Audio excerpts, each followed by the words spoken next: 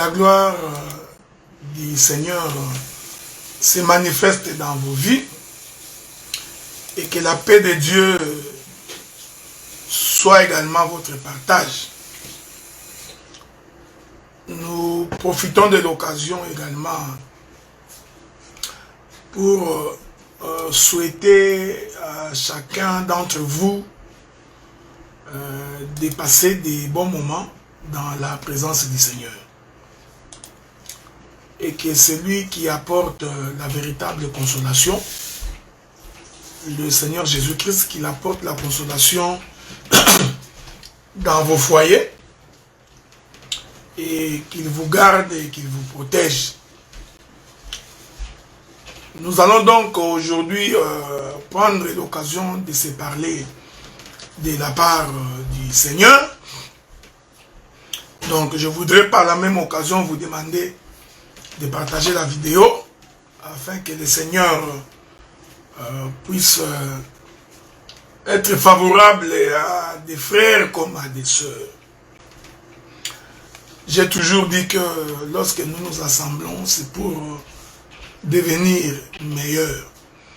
Nous nous assemblons pour que nous changions. Nous nous assemblons pour que nous soyons transformés.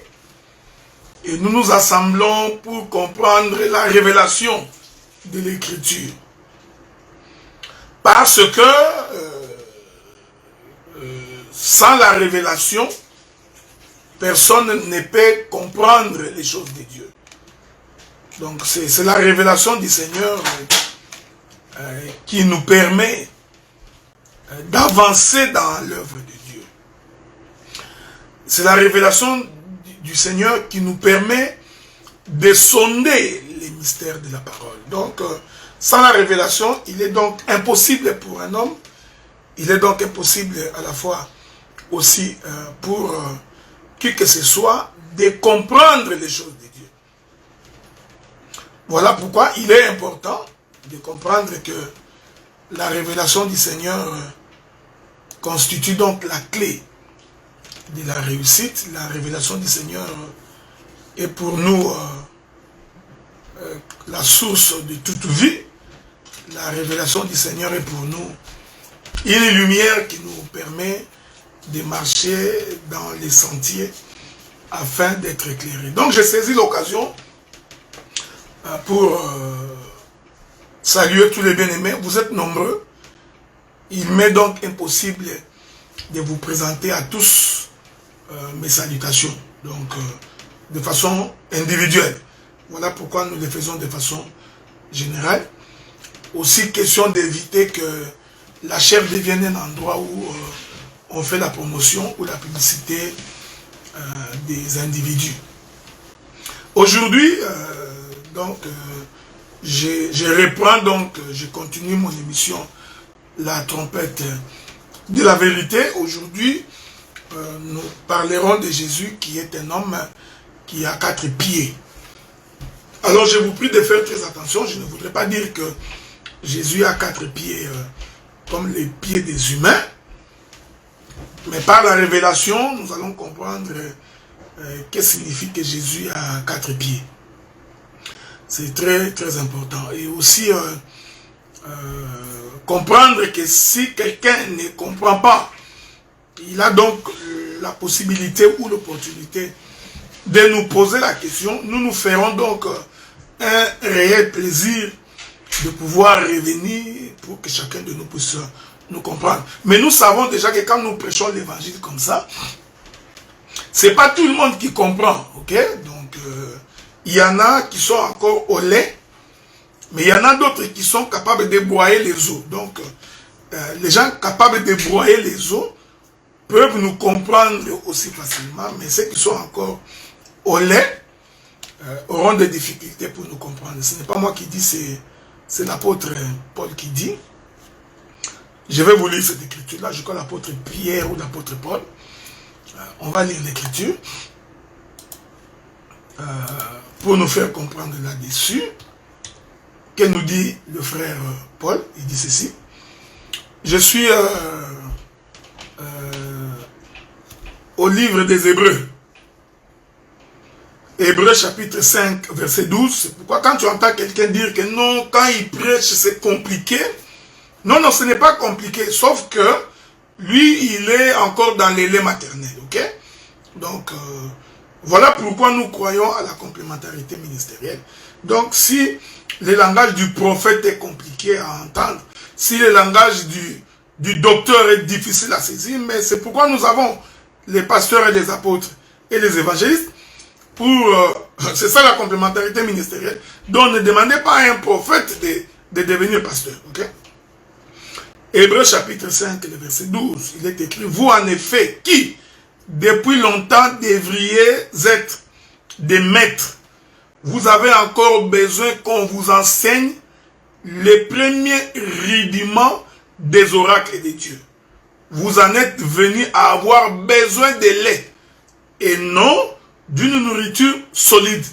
Donc, dans les choses de Dieu, il y en a qui ont besoin du lait et il y en a qui ont besoin de la nourriture solide. Donc, nous avons des cuisiniers qui sont capables de préparer les laits pour les bébés et nous avons des cuisiniers qui sont capables de nous faire la viande rôtie. Mais tout cela fait partie de la complémentarité ministérielle. Ok? Donc, c'est comme j'ai toujours dit, les grâces diffèrent.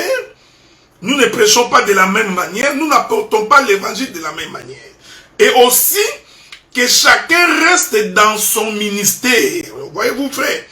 Donc, il y a des ministères qui ont la capacité de voler. Il y a des ministères qui n'ont que pour capacité de marcher. Mais tout ça, c'est pour faire la complémentarité du corps. Donc, il n'est pas dit que si tu n'as pas la capacité de voler, il est possible que tu sois un oiseau de basse-cour. Mais cela fait de toi au moins un oiseau. Et tu es utile dans la maison du Seigneur. C'est très important. Je vais ajouter une autre écriture. 1 Pierre chapitre 2, le verset 2. La Bible dit, désirez, comme des enfants nouveau-nés, les laits spirituels et purs. Donc quand on est un nouveau-né, on a besoin du lait spirituel et pur, afin que vous croissiez pour le salut. Donc, il y en a d'autres qui ont besoin du lait spirituel pour croître, mais il y en a d'autres qui ont la capacité de broyer les eaux. Voilà pourquoi j'ai toujours conseillé aux frères bien-aimés, c'est que des fois quand nous prêchons comme ça, et que tu ne nous as pas compris, donc, essaye de ne pas dire que c'est compliqué. Non, probablement que c'est toi qui n'as pas compris. Maintenant, nous voulons expliquer comment le Seigneur a 4 pieds. Mais laissez-moi poser la balustrade. C'est très important. Je voudrais donc poser la balustrade pour que lorsque nous allons chuter, que tu ne puisses pas te perdre, que tu ne tombes pas. Ok? Je voudrais d'abord prendre 2 ou 3 écritures. Colossiens chapitre 2. Colossiens chapitre 2. La Bible dit ceci. À partir du verset 16, il est écrit que personne donc ne vous juge au sujet de manger ou de boire, ou au sujet d'une fête, d'une nouvelle lune ou de sabbat. C'était l'ombre des choses à venir, mais le corps est en Christ. Et vous savez, lorsque nous parlons du manger et du boire, des fêtes, des nouvelles lunes comme des sabbats, nous sommes en train de parler de l'Ancien Testament, que beaucoup appellent l'Ancienne Alliance. Donc, toute l'Ancienne Alliance est une ombre. Donc, quand vous lisez les Écritures, que vous constatez que tel individu a fait telle chose, tel apôtre, donc tel prophète a fait telle ou telle chose, il faut d'abord commencer par vous dire en vous-même, il s'agit ici d'une ombre. Ok? Et le frère Paul dit ceci.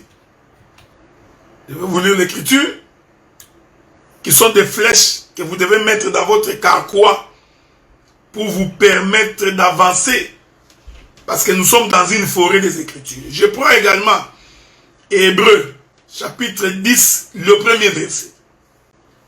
Hébreux, chapitre 10, le premier verset. Il est possible que je donne beaucoup de versets aujourd'hui pour votre instruction. La Bible dit, en effet, la loi. Vous comprenez? Quand nous disons la loi, nous parlons de tout l'Ancien Testament. C'est la loi, ne vous en faites pas. On est capable de démontrer cela. En effet, la loi qui possède une ombre des biens à venir. Le frère Paul dit, non l'exacte représentation des choses. Virgule. C'est là que je vais m'arrêter. Donc, le frère Paul nous fait comprendre que l'ombre n'est pas la représentation exacte des choses. C'est pourquoi, quand quelqu'un est en train de lire dans l'ombre, il aura tendance à ne pas bien voir. Effectivement, parce que c'est une ombre. Elle n'est donc pas la représentation exacte des choses. Donc, il faudrait aller chercher où se trouve cette représentation exacte des choses. C'est très important ce que j'ai dit ici. Il y a aussi, je crois que je vais encore vous trouver une autre écriture, si le Seigneur le permet. Donc, ceci étant l'ombre des choses à venir, donc, l'écriture va nous amener à comprendre que la réalité est en Christ. C'est pourquoi Jésus a dit, la loi, les psaumes et les prophètes parlent de moi. Donc, c'est en moi que ces choses vont donc disparaître. Maintenant, essayons de comprendre comment Jésus a 4 pieds. Je vous informe que le sujet est grand, il est très très grand. Mais nous donnons la nourriture pour que les autres ministres aussi trouvent de la nourriture. Généralement, c'est comme ça. Quand nous prêchons, c'est pour que ceux qui viendront après nous aient également de la nourriture à pouvoir avancer avec cela. Bon, regardez, maintenant nous allons prendre notre texte de base, le livre de 2 Rois, chapitre 7. 2 Rois, chapitre 7. Je vais donc commencer par le premier verset. Et pour votre information, c'est jusqu'au verset 10. 2 Rois, chapitre 7, du premier verset jusqu'au verset 10. Je lirai le verset de façon aléatoire, tout en voulant expliquer ma pensée. Élisée dit, écoutez la parole de l'Éternel, ainsi parle l'Éternel. Demain à 7 heures, on aura une mesure de fleurs de farine pour un cycle et 2 mesures d'orge pour un cycle, à la porte de Samarie. Parce que Israël était en train de traverser un moment de famine. Je veux que vous me suivez attentivement parce que le doctorat, c'est les détails. Israël traversait un moment de la famine. Et le prophète Élisée va donc prophétiser en disant que demain, à 7 heures, vous aurez donc une mesure de fleurs de farine pour un cycle et 2 mesures d'orge pour un cycle à la porte de Samarie. L'officier sur la main duquel s'appuyait le roi répondit à l'homme de Dieu que l'Éternel, quand l'Éternel ferait des fenêtres au ciel, pareille chose arriverait-elle? Élisée dit, tu le verras de tes yeux, mais tu n'en mangeras point. Vous comprenez ici, l'officier sur qui s'appuyait le roi a entendu cette parole de la nourriture qui devait arriver à la porte de Samarie demain, mais cet officier n'a pas cru. Et vous comprenez que l'officier qui n'a pas cru est l'image d'Israël. Parce que Israël a entendu la parole, Israël a écouté la voix de Dieu, mais Israël n'a pas cru. Est-ce que vous me suivez? Donc ici, l'officier qui ne croit pas est l'ombre et l'image d'Israël. En d'autres termes, cet officier, c'est aussi l'image de Thomas. Vous savez, quand Jésus est ressuscité, il est apparu aux disciples. Et quand le Seigneur apparaît aux disciples, Thomas était absent. Nous disons que le moment où Jésus apparaît aux disciples, les disciples sont donc l'image de qui? Ils sont donc l'image de l'Église, qui ont vu la résurrection de Jésus et qui ont cru à sa résurrection. Mais Thomas, lui, n'a pas cru, parce que quand on a informé Thomas que Jésus est ressuscité, Thomas dira, je ne puis croire si ce n'est que lorsque j'aurai vu. Or l'écriture dit, heureux êtes-vous, vous, qui sans avoir vu, croyez. Voyez-vous, donc le peuple qui a cru sans voir, c'est nous. Ici, les disciples représentent l'Église, l'Église des nations. Mais Thomas va donc représenter l'incrédule. Il représente donc la maison d'Israël. Parce que vous allez voir que la Bible dit que le Seigneur va apparaître plus tard à Thomas. Il va lui dire, Thomas, viens donc mettre tes mains dans mes plaies. C'est alors que Thomas croira. Quand vous prenez ces textes, vous les placez dans un cadre prophétique, vous comprenez que le temps où Thomas est en train de croire, c'est le temps où les deux oins rentreront pour visiter de nouveau Israël. Et au travers de l'enseignement de deux chandeliers, Israël va croire. Donc, vous voyez, donc Thomas, quand il ne croit pas, il est Israël dans l'incrédulité. Mais quand Thomas vient voir le Seigneur et croit, Thomas donc est Israël lorsque le Seigneur les aura visités. Parce que vous savez, après l'enlèvement de l'Église, l'Antéchrist va apparaître, Israël va s'entêter, il y aura l'apparition de deux oliviers, de deux chandeliers, de deux lampes en Israël. Nous parlons de Moïse et d'Élie. Et la Bible dit que c'est par la prédication de ces deux chandeliers que Israël croira. Est-ce que vous comprenez? C'est pourquoi Jésus... J'aime ces choses. Hein? Je voudrais vous trouver cette écriture-là. Vous savez, frère, j'ai toujours dit que si tu n'as pas la révélation de l'écriture, je me pose la question, comment tu es devenu ministre?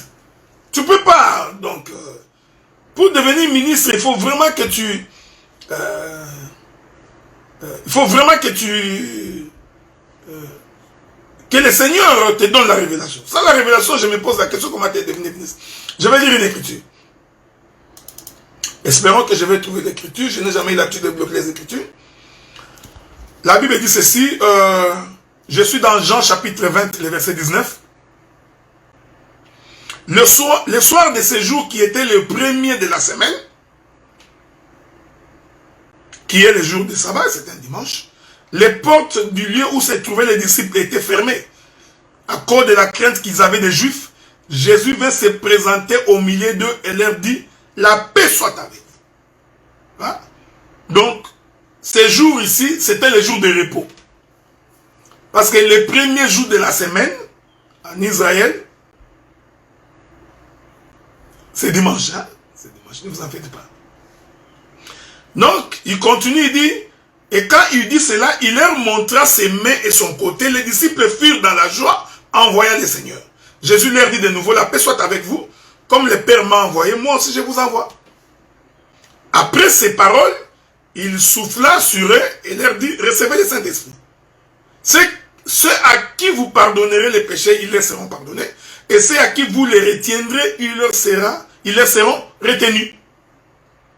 Thomas, appelé Didyme, l'un des 12, n'était pas avec eux lorsque Jésus vint. Avez-vous vu l'écriture?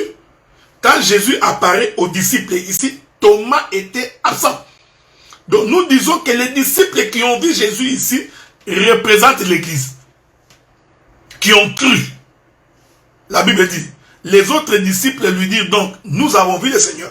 Mais il leur dit, si je ne vois dans ses mains les marques de clous, et si je ne mets pas mon doigt dans la marque de clous, et si je ne mets pas ma main dans son côté, je ne croirai point. Donc, vous comprenez, ici Thomas, c'est la maison d'Israël qui ne croit pas sans avoir vu. Alors que Jésus avait dit, heureux êtes-vous parce que vous croyez sans voir. Donc nous, l'Église, nous croyons au Seigneur sans l'avoir vu physiquement. C'est ça même la prière de Salomon. Salomon, le jour de la dédicace, il dit, Salomon était en face du temple qu'il avait construit. Et derrière Salomon, il y avait les enfants d'Israël qui voyaient les temples. Vous voyez? Et Salomon va faire la prière. Donc Israël, pour croire, il doit voir. C'est pourquoi Salomon était devant le temple et Israël derrière lui regardant les temples. Et je vous dis que les temples, c'est tout un homme. Parce que dans ce temple-là, l'Éternel a fait résider son nom. Donc Dieu était dans un temple. Dieu était dans un corps. Donc les temples, c'est ça même le corps d'Adam. Et dans ce corps, il y avait le souffle de l'Éternel. Et le prophète Salomon était donc en face de ce temple, donc de cet homme de Jésus. Mais derrière Salomon, il y avait donc tout Israël. Donc Israël a vu. Et au cours de cette prière de dédicace, Salomon dira, lorsque l'étranger aura entendu la renommée de ton nom. Vous voyez? Donc l'étranger n'a pas vu. L'étranger a entendu la renommée de son nom. Est-ce que vous me saisissez, frère? Voilà pourquoi nous n'avons pas vu Jésus physiquement. Mais nous avons cru parce que nous avions entendu la renommée de son nom. Car cette bonne nouvelle sera prêchée en commençant par Jérusalem, en Judée, en Samarie, jusqu'aux extrémités de la terre. Et nous disons, les extrémités de la terre, c'est le parvis réservé aux nations. Et lorsque l'étranger aura entendu la renommée de cette maison, il y viendra. Vous comprenez? Donc ici, Thomas n'a pas cru parce qu'il est Israël. Israël ne peut croire que s'il voit. Vous comprenez? Je vais finir par là. 8 jours après, je suis dans Jean 20, 26. 8 jours après, les disciples de Jésus étaient de nouveau dans la maison. Ici, il faut faire attention. Parce qu'il faut expliquer 8 jours après, qu'est-ce que cela signifie. Parce que le temps de Dieu est en 7 jours. 8 jours après, c'est un recommencement. Donc, de nouveau. Vous voyez, frère, j'aime ça. C'est-à-dire que il y a eu un premier, il y a eu de nouveau. Israël a d'abord visité Israël. Israël n'a pas cru. Donc, l'Éternel va revisiter de nouveau Israël. 8 jours après, les disciples étaient de nouveau dans la maison. Thomas s'est trouvé avec eux. Jésus vint, les portes étant fermées, se présenta au milieu d'eux et dit, la paix soit avec vous. Puis il dit à Thomas, avance ici ton doigt et regarde mes mains. Avance aussi ta main et mets-la dans mon côté et ne sois pas incrédule, mais crois. Donc Thomas a cru. Cette fois-ci, Thomas lui répondit, mon Seigneur, mon Dieu. Jésus lui dit, parce que tu m'as vu, tu as cru. Donc, pour Thomas, il faut voir. Ici, Thomas est la maison d'Israël. Et il continue. Et ceux qui n'ont pas vu et qui ont cru. Ceux qui n'ont pas vu et cru ici, c'était les autres disciples. Donc, les disciples qui étaient avec Jésus représentaient à la fois 2 peuples. Il y avait un peuple qui a cru, dont Jésus dit, et ceux qui ont vu, et ceux qui n'ont pas vu et cru. C'est cette branche des disciples qui ont cru. Ils représentent l'Église. C'est comme ça que dans l'Évangile, nous balançons la nuée. La prédication, l'enseignement devrait se faire de cette manière. Il faut qu'un prédicateur soit capable de balancer la nuée. Quand un prédicateur n'a pas le vent en poupe, il ne peut pas souffler sur les Écritures pour que les Écritures bougent. Alors, c'est un répétiteur. Voilà pourquoi il faut prier le Seigneur pour qu'il te donne la capacité de balancer les Écritures. Parce que l'Éternel est caché quelque part dans les Écritures. Donc ici, vous comprenez qu'on était en face de deux peuples. Il y avait un peuple qui croyait et un peuple qui ne croyait pas. Thomas représentait donc cette maison d'Israël qui n'a pas cru. Mais les autres disciples représentaient l'église qui a cru. Jésus dit, toi Thomas, parce que tu as vu, tu as cru. Donc nous comprenons que quand Jésus se présente de nouveau devant Thomas, c'est la visitation de deux chandeliers. Les deux oliviers qui vont visiter de nouveau Israël pour que Israël puisse croire. Voyez-vous, frère? Donc, je rentre dans 2 Rois chapitre 7. Parce que c'est, vous savez, quand nous, je voudrais dire ici, quand vous prêchez l'évangile, quand vous prêchez la parole, nous avons toujours notre matrice qui est la matière de base. Et nous appelons les autres écritures pour confirmer la matière de base. Parce qu'il y a beaucoup de prédicateurs, quand ils prêchent, on ne sait pas qu'est-ce qu'il dit, il divague. Il entre en forêt, il court partout, on le cherche, on ne le voit pas. Non, il était derrière l'antilope. Après l'antilope, il est derrière l'hippopotame. Non, il est derrière les lions. On court partout, on court. On ne voit pas, mais ces prédicateurs, ils prêchent quoi? Il y en a d'autres, quand il fait la prédication, c'est pour démontrer que lui connaît. Les Pléiades, il cite des versets partout. Donc, il tire en désordre comme un cadogo. Parce qu'il y a des gens qui ont les armes et qui sont incapables de bien cibler. Ils tirent en désordre, ils tirent. Non! Il faut avoir le chemin de base. Maintenant, appeler les autres témoins des Écritures pour donner la lumière sur ce que tu dis. Donc, notre témoin de base, c'était 2 Rois chapitre 7, où le prophète Élisée dit que demain, il y aura de la nourriture dans la porte de Samarie. Un soldat dit, cette chose ne peut pas arriver, même si les ciels s'ouvrent. Donc, vous voyez, ce soldat-là, c'est lui, la maison d'Israël. C'est lui qui ne croit pas à la parole. Est-ce que vous comprenez? Donc, ce soldat-là, qui a aussi entendu, mais qui n'a pas cru. Il a entendu Élisée dire que demain, à la porte de Samarie, il y aura de la nourriture. Mais lui, il dit non. Pareille chose ne peut pas arriver, même si les fenêtres des cieux s'ouvrent. Tu vois? Je suis allé toucher Thomas pour revenir ici. Pour que tu comprennes. Non, c'est comme ça qu'on présente l'évangile. Tu ne peux pas dire que tu n'as pas compris. Donc, ces soldats ici, quand nous disons c'est Israël, j'ai invoqué d'autres témoins pour faire. Mais quand toi tu prêches, non, on ne sait pas. Il est sur la route de Bandundu. Pendant qu'on le suit, non, il s'est retrouvé à Chikapa. Après Chikapa, non, il était à Katakokombe. Katakokombe, non, il est à Bassankousou. Bassankousou, non. Finalement, on apprend qu'il a atterri en Autriche. On se pose la question, il a fait quelle gymnastique pour atterrir en Autriche? Quand tu es ministre de la parole, ou que Dieu t'a appelé au ministère, prends l'habitude d'observer. C'est ce que je vous ai toujours dit. Observe. Regarde comment le sacrificateur qui t'ont précédé sont en train de couper la viande.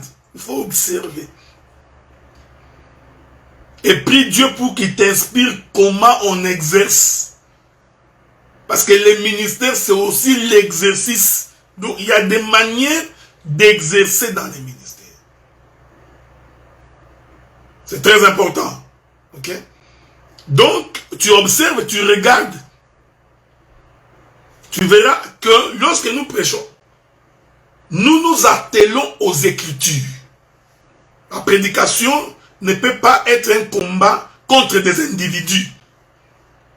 La prédication ne peut pas être un lieu de critique des gens. Non. La chair ne peut pas être un lieu pour rendre des comptes à des individus. Non, bien aimé. Le prédicateur, quand il touche l'écriture, il faut qu'il nous donne l'intelligence de l'écriture qu'il a touchée. C'est très important. Que le peuple comprenne qu'est-ce que le texte veut dire.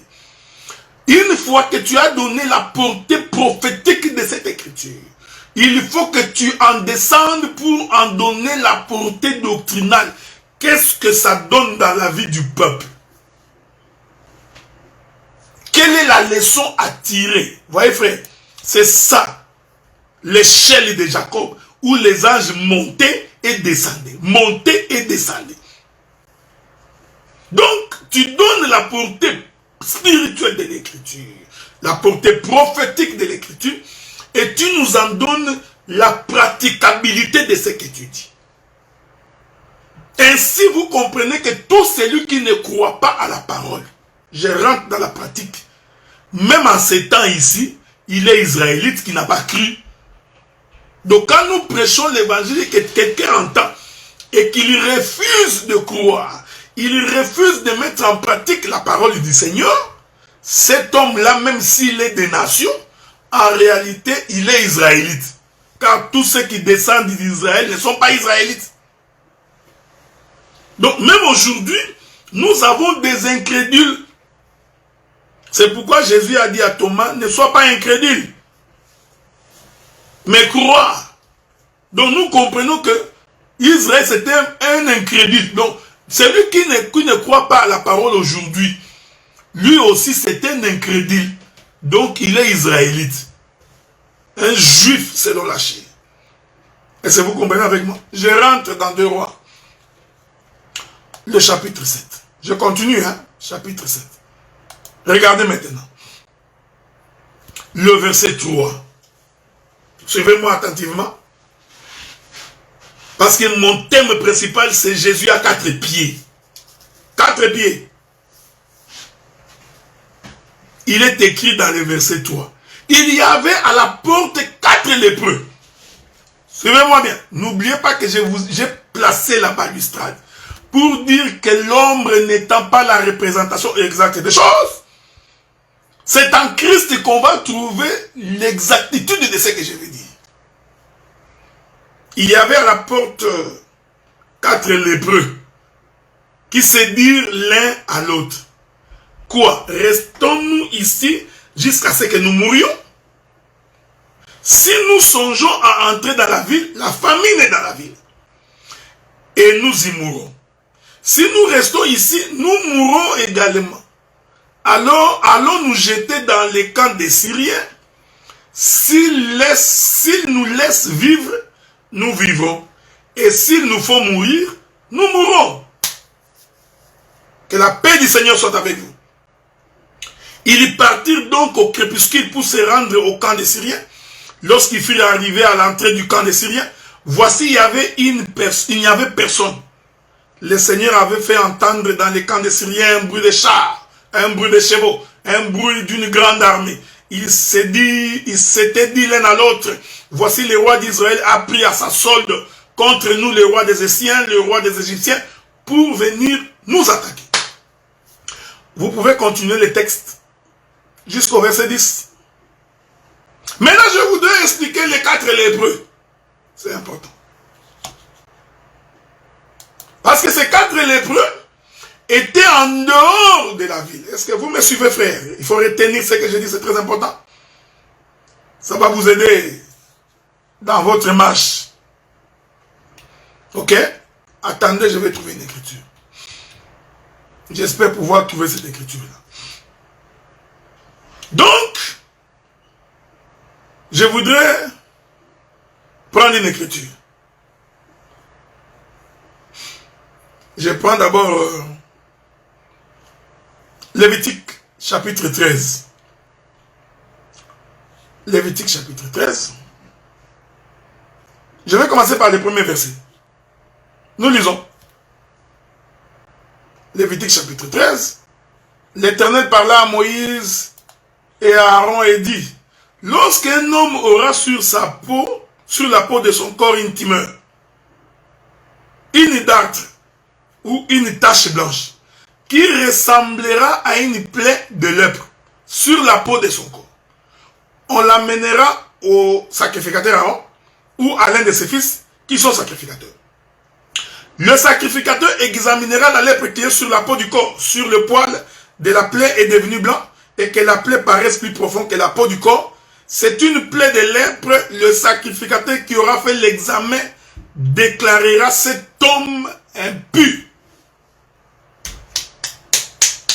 Il est important de retenir que le lépreux est lépreux par sa chair. C'est très important, frère. Donc la lèpre est une maladie de la peau, une maladie de la chair, une maladie du corps. Et vous pouvez continuer la lecture si vous voulez. Et Dieu avait dit que lorsque quelqu'un a la lèpre au milieu de vous, vous devez mettre cette personne en dehors du camp. Parce que le lépreux, c'est un homme impur. C'est un homme qui porte le péché. Et le lépreux ne peut pas demeurer dans les camps. Est-ce que vous me suivez, frère? Je veux que vous me suivez attentivement parce que nous sommes en train de sonder les profondeurs du Seigneur. Est-ce que vous comprenez? Mais celui qui constate que l'homme est lépreux, c'est le sacrificateur. Donc, il appartient donc au sacrificateur de dire que cet homme est lépreux. Et c'est lui le sacrificateur qui décidera que cet homme doit être en dehors du camp. Il y a beaucoup de choses à dire. Hein? Mais bien, le Seigneur, souffrez avec moi. Je voudrais... Il y a beaucoup de choses à dire ici. Donc c'est le sacrificateur qui atteste de la lèpre de la personne. Maintenant, qu'elle nous dit... nous voulons dire que je vais d'abord vous présenter Jésus comme étant le lépreux. Ok? C'est très important. Je voudrais d'abord vous compreniez comment Jésus est un lépreux. Donc le lépreux, c'est l'homme impur. Qu'elle nous dit le prophète. Je crois que, si je ne me trompe pas, je vais aller trouver une écriture dans Ésaïe. Souffrez avec moi, je n'ai pas bloqué les versets avec moi, donc... Ésaïe chapitre 53. Suivez-moi bien. La Bible dit, qui a cru à ce qui nous était annoncé? Qui a cru le bras de l'Éternel? Il s'est élevé devant lui comme une faible plante, comme un rejeton qui sort d'une terre desséchée. Il n'avait ni beauté ni éclat. Je vous avais fait remarquer que la lèpre porte sur la peau de la personne, sur son corps. Est-ce que vous me suivez? Il n'avait ni beauté ni éclat pour attirer nos regards. Ah, donc cet homme qui s'est élevé comme une faible plante desséchée, comme un rejeton qui sort d'une terre aride, est caractérisé par le fait qu'il était vilain. C'est-à-dire il n'était pas beau à voir. Il ne pouvait pas attirer notre regard. Donc, physiquement, il était moche, il était mauvais à regarder. Et son aspect n'avait rien pour nous plaire. Donc l'aspect de cet homme ici ne pouvait pas nous plaire. Est-ce que vous me suivez? Méprisé et abandonné des hommes. Homme de douleur, habitué à la souffrance, semblable à celui dont on détourne le visage. Nous l'avons dédaigné et nous avons fait de lui aucun cas. Cependant, je présente les lépreux. Cependant, ce sont nos souffrances qu'il a portées. C'est de nos douleurs qu'il s'est chargé. Et nous l'avons considéré comme puni, frappé de Dieu et humilié. Mais il était blessé pour nos péchés, brisé pour nos iniquités. Le châtiment qui nous donne la paix est tombé sur lui. Et c'est par ses blessures que nous sommes guéris. Ici, Le prophète Ésaïe nous peint. Il nous fait un dessin de cet homme de Jésus. Il explique que Jésus, c'était un homme rejeté, méprisé. Est-ce que vous me suivez? Parce qu'il n'avait pas attiré les regards des humains. Il était vilain. C'est ça la lèpre. C'est de nos péchés qu'il s'est chargé. Voilà pourquoi il est devenu impur.